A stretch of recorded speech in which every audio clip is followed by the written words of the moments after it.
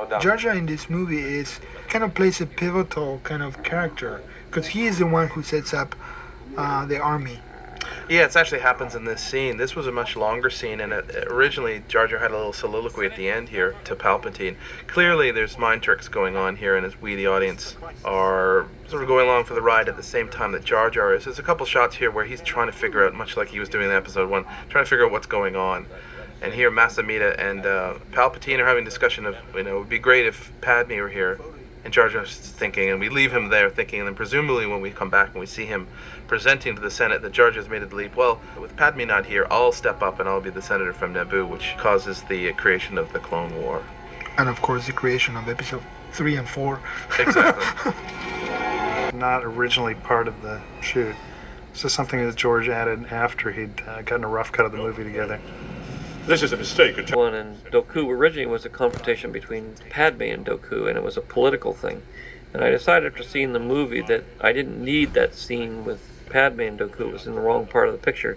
And this one with Obi-Wan would be more appropriate, and it would work better if Dooku would actually tell the truth about what was going on, and then create a situation where nobody believed him. And it also allows you to kind of have some sympathy for Dooku in that he carries the sympathies of most of the Jedi, which is that the Senate is corrupt and it's incapable of carrying on any meaningful actions because they argue about everything all the time. I accentuate that by introducing Darth Sidious again. Darth Sidious we refer to in the first film, and he's a hologram, and we see a little tiny bit of him. But I needed at this point to say there is a Darth Sidious, especially if you haven't seen the first film. I needed to identify that there is a Darth Sidious who is behind all of this, and who is the same Darth Sidious that was in league with the Trade Federation in the last movie. It's really important to set up for the very end scene in here where Darth Tyrannus and Darth Sidious come together in the end, and you realize who's behind all of this. The Republic was Wires here that we've painted out, and then we've added this force field effect around him.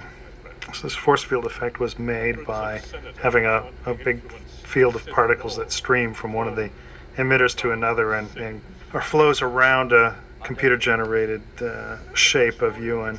So George wanted to make it look like the force field effect around Ewan was concentrated around the manacles at his wrists and ankles. So you can see the force field sort of bunches up around there. came to me for help. A little tiny spark of energy flowing over Obi-Wan's body. Sound editor Teresa Ecton cut in a little bit of a spark sound that I made. I had to just make one sound. I might have made 2 or 3 versions of this little sparking sound. But she sat there and meticulously cut every one of those little blue flashes, and it gives a reality to this force beam in which Obi-Wan is suspended.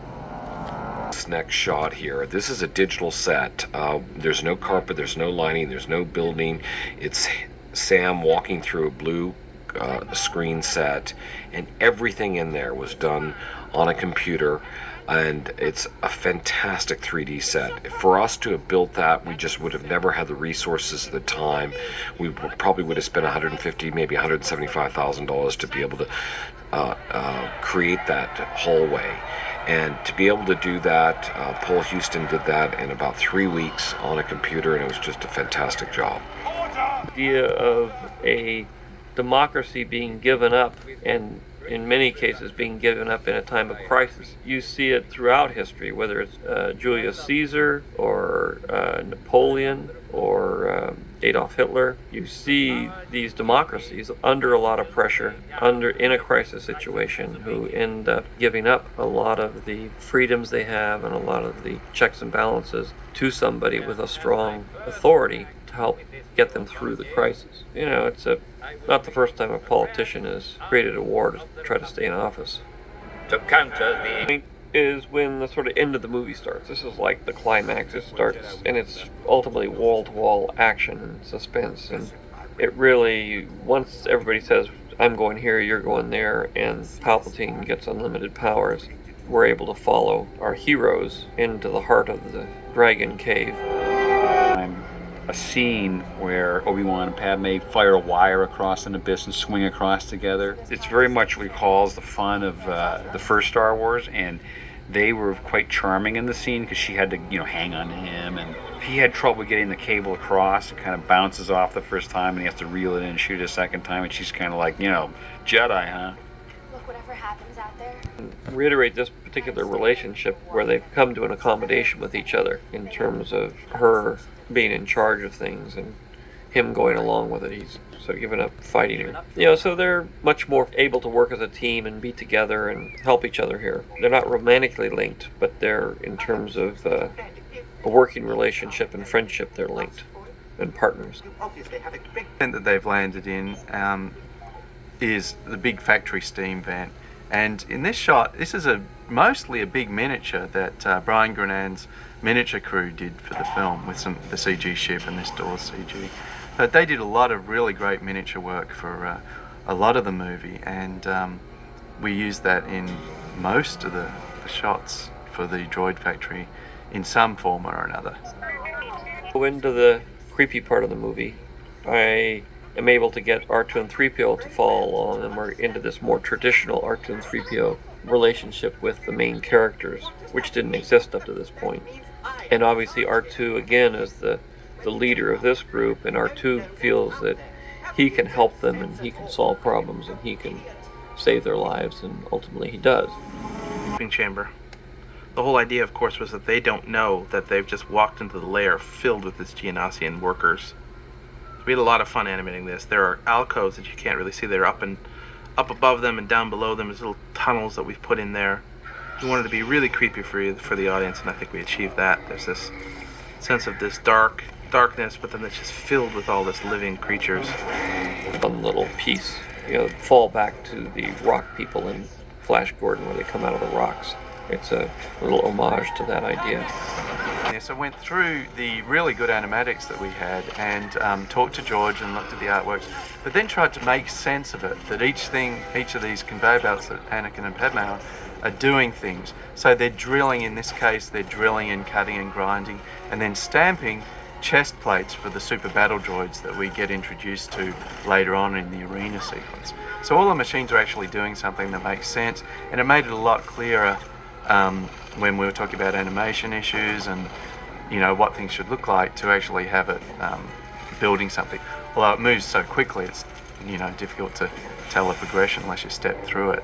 As we go through that we'd sort of plan that out and plan out all the machines that would be happening and do a layout of that and give them to Rob's team, who would then do these machine animations. So this is a CG C-3PO. Actually, he's blue screen up to a certain point, and then he changes to CG. And he was pretty challenging because, everyone knows him and he's, got materials. Just here we changed to a CGR2. And actually there was I guess there was an idea they were going to play with on the first film, episode 1, of having R2 fly, and they never used that, so this was a good opportunity to have R2 flying. This one was just chaos, and George has likened it to some of his early abstract films because it is so fast. Especially with Anakin, it become almost abstract. The visuals are so intense in this environment with the flying sword and everything. It becomes almost a visual tone poem. Interaction between Padme and the creature, we actually had a stunt performer in a blue suit really moving around that way, and then we match animated to that performance, and I think it really sells the physical interaction between live and computer graphics. We wanted to get this feeling of Padme going off basically towards hell almost. It was really to get the red sense. Now, this is pretty much entirely CG. C-3PO is all CG here, and the background and everything CG. For this sequence, the way I really wanted to get a sense of different places in the factory, and so each area had a different feel. The machines were different and the lighting was different. This is more of a neutral sort of fluorescent type lighting, just to really make it clear to everyone, okay, we're in this part of the factory now and we're in the other part. A lot of the look of the factory was greatly enhanced by Marshall Crus's compositing team because they added all these dust elements, but we, placed with a sort of almost like a Lego toolkit. We called it Lego. It's like a Meccano toolkit or a way of making a model train tracks of the conveyors in the background. So we got all of this background action and just built up layers and layers of action in the factory. The foundry here was another miniature with the cauldrons and the smelting machine that you just saw as computer graphics, and of course R2's computer graphics as well. We shot sort of goopy methacil, backlit methacil